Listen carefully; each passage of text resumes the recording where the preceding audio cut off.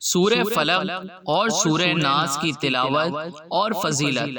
حضور اقدس صلی اللہ علیہ وسلم نے حضرت عقبہ رضی اللہ عنہ سے فرمایا، کیا میں تمہیں سب سے بہتر دو صورتیں سورہ فلق اور سورہ ناس نہ بتاؤں جو پڑھی جاتی ہیں؟ ان دونوں صورتوں کو پڑھا کرو، ان جیسی کوئی صورت پناہ مانگنے کے بارے میں تم ہرگز نہیں پڑھو گے۔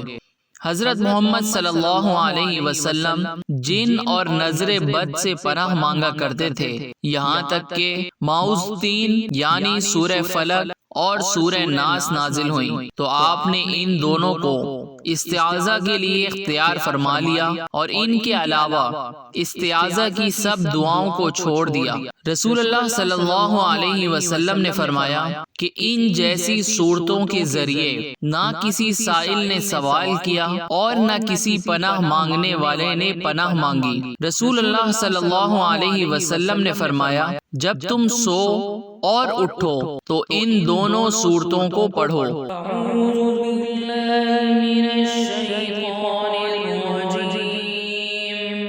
بسم اللہ الرحمن الرحیم۔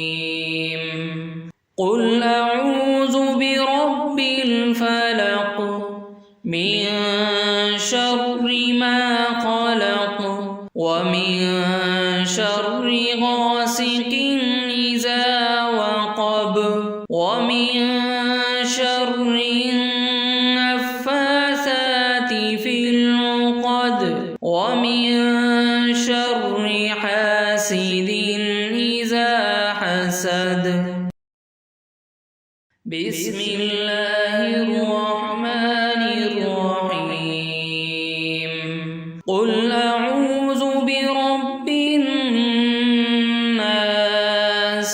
ملک الناس الہ الناس من شر الوسواس